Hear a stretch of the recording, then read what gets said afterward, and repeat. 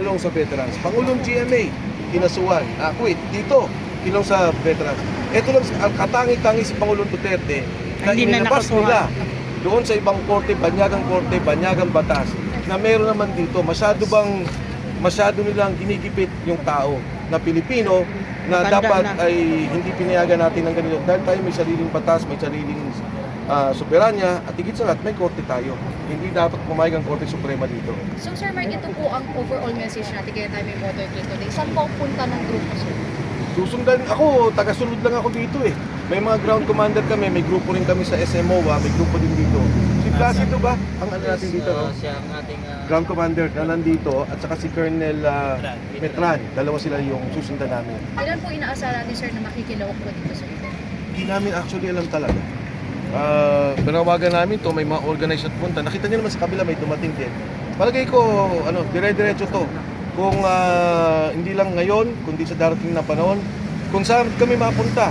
Kung kinakailangan magpunta namin sa Forbes Park, sa Dalahan ng Pera, o sa Malacanang, Yes. kung saan ang pumupunta yung korupsyon, pupunta kami doon. So sa ngayon po, sir, one last question na lang. From here po, kayo po ikot sa EDSA, may point. EDSA talaga kami. Yung point of convergence, again, sa ground commander namin pinapaubaya. Katulad ng nangyari sa Cebu, ayaw namin masyadong malaman eh, kasi ginigipit na talaga yung mga tao. In fact, may order ngayon na gigipitin na naman daw itong gagawin namin motorcade caravan. marang-harang sa Paano kung may kotse din? Panggaan na lang. Ito po bang PNP, sir, ay hinaharap po kayo, sir, sa inyo? Hindi naman, pero may mga nakita kami mga orders na nilabas sila. Hindi namin alam kung totoo yun. About the cars, the motorcycles, sana wag naman. Ano po order yun, sir? Na may katulad ng ginawa nila sa Cebu, may ORCR, tapos kasi di ba motorcade caravan naman tayo, susunod kami sa traffic regulations at susundan lang namin yung traffic flow. Wala kaming gustong panggugulo, mapayapa to, at gusto lang namin sabihin sa taong bayan. Palagay ko naman, hindi lang sabihin sa taong bayan, kami na kumakatawan sa sentimiento ng taong bayan na nakita naman natin sa mga dumating na panahon, negative 50 na ang Pangulo, galit na ang tao. At itong mga taong kasama namin dito, ang kumakatawan lang sa sentimiento niyo. Sir Mike, maraming Thank you, maraming Salamat, sir. Thank you, Sir Mike. Tigil hanggat walang bumababa. Sorry po. Kahit was resign. Marcos! Resign! Sir, Sir Mike, Assalamualaikum. May tatanong ako. Yung regarding sa atin. Sir, sunod ikaw na magbigay sa akin sa mga vloggers. Wala pa akong radio program. Sir, sir yung regarding sa, di ba, yung impeachment na basura na sa Korte Suprema. Diba? Then by February, pwede ulit magsampa yung mga... February 6. Apo, February 6. Ang katanungan lang, sir, yung mga sumusampa pa, di ba, hindi sila nagwagi. Pwede ba yan sila kasuhan? Kasi parang ang gulo lang eh. Kanira lang sa... Hindi pa natin alam kung magsasampa sila nitong February 6. Pero sa katotohanan, sa mga kaibigan natin sa Kongreso, sa mga nakakausap ko, sinasabi nga nila parang hindi naman tama na itong kay VP Inday na 125 million, hindi pa tapos sa COA, i-impeach mo. Itong 1 billion ang usapan. Kaya nga, sir. Delivery 800 million. Halata 400 talaga, million, sir, 2 na billion, So ito yung mga pinag-uusapan ngayon. Palagay ko, sana, huwag ka nilang tulak pa yun, payagan. Sir, may iba naman tayo regarding naman sa health, kalusugan ng Pangulo. Ayon kay Clear, malakas na, di ba, nagtatawanan sila. Yun po ba ay sa tingin nyo, ano talaga Alam mo, yun? ang kalusugan kasi ng Pangulo, hindi naman private affair yan eh. Hindi pang brigado. Kailangan malaman ng bansa yan. Kahit kung araw, pagka ang Pangulo, nagkakaroon ng si GMA, magkakaroon ng medical bulletin, nire-report. Pinapaalam mo sa tao, di ba? So hindi ko alam bakit ganun yung kanilang ginagawa na parang may tinatago sila. Mas mapa nga yun.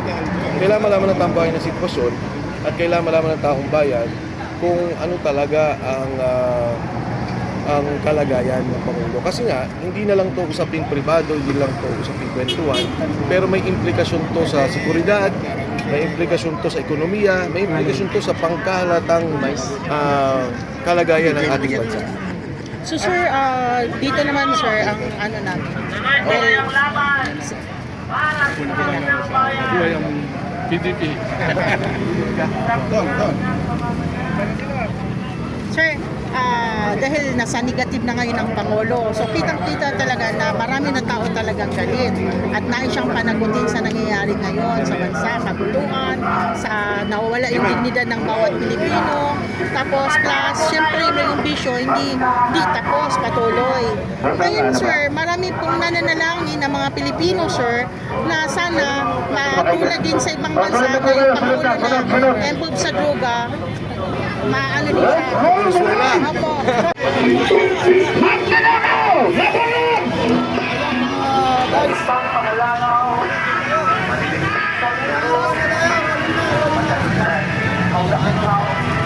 Yan na. Magkada na.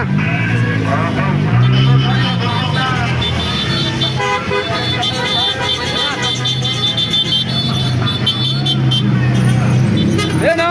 Ayan o. Hey! Dami pala, no? Ayan, Manang Chabit!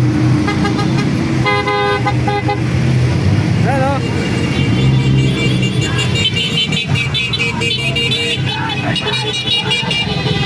Duterte!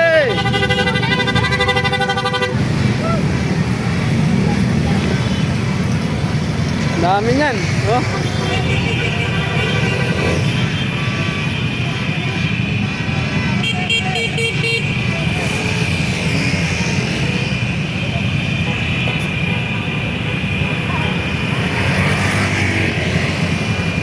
Dami.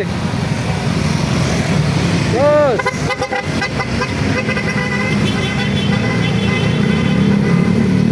Hello.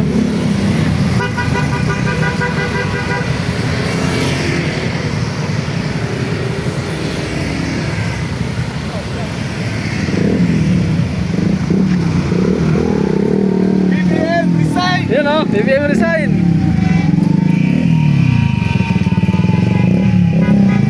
Yes.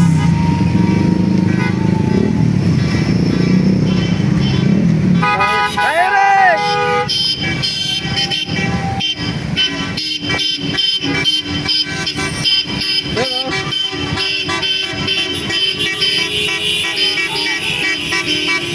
Albert! Kahit po. Ayan. Ano po? Oh, Twitter.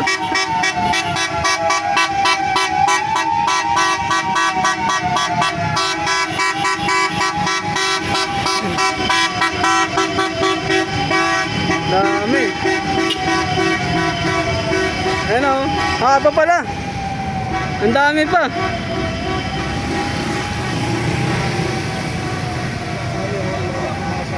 Hi! Attorney Tomasio! Boracho! Ayan o. Dami, haba pala ito. Kaya itong mga nakahasag kasama lahat to. Nakalive ka?